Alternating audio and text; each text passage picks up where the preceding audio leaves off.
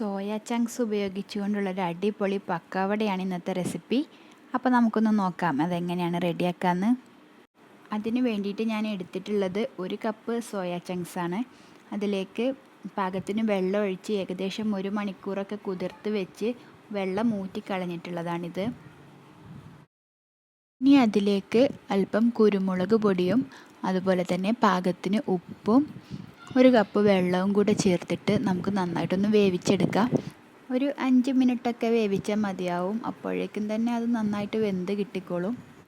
ഇനി ആ സമയം നമുക്ക് നമ്മുടെ ബാറ്റർ റെഡിയാക്കാം. അതിന് വേണ്ടിയിട്ട് 1/2 കപ്പ് കടലമാവിലേക്ക് 2 ടേബിൾ സ്പൂൺ വറുത്ത അരിപ്പൊടിയും 2 ടീസ്പൂൺ മുളക് പൊടിയും അതുപോലെ 1/2 ടീസ്പൂൺ കായപ്പൊടിയും പാകത്തിന് ഉപ്പും ചേർത്തിട്ട് നന്നായിട്ട് കുറച്ച് വെള്ളം ഒഴിച്ചിട്ട് നമുക്ക് ബാറ്റർ കലക്കിയെടുക്കാം.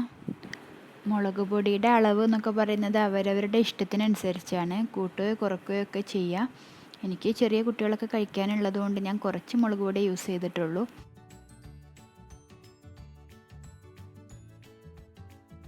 ഇതാണ് നമ്മുടെ ബാറ്ററിൻ്റെ പരുവെന്ന് പറയുന്നത്. ഇനി നമുക്ക് സോസ് പാൻ അടുപ്പിൽ വെച്ചിട്ട് ചൂടായ ശേഷം വറുക്കാൻ ആവശ്യമായിട്ടുള്ള എണ്ണ ഒഴിച്ചു കൊടുക്കാം. എന്നിട്ട് നമ്മൾ വേവിച്ച് വെച്ചിരിക്കുന്ന ഓരോ സോയ ചങ്ക്സും ഈ ബാറ്ററിൽ മുക്കിയിട്ട് നമുക്ക് ചൂടായ എണ്ണയിലിട്ട് വറുത്ത് കോരാം.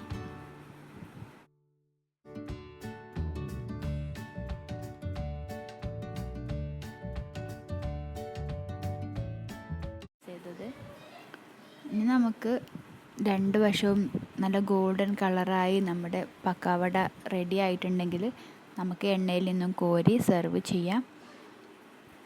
സ്പൈസി ആയിട്ടുള്ള ഒരു ടീ ടൈം സ്നാക്കാണ്. എല്ലാവരും ട്രൈ ചെയ്ത് നോക്കണം. ഇഷ്ടപ്പെട്ടാൽ ലൈക്ക് ചെയ്യാം, ഷെയർ ചെയ്യാം, നിങ്ങളുടെ കമൻറ്റുകൾ അറിയിക്കുക. കൂടുതൽ റെസിപ്പീസിനായി എൻ്റെ ചാനലിലേക്ക് സബ്സ്ക്രൈബ് ചെയ്യുക. Thanks for watching.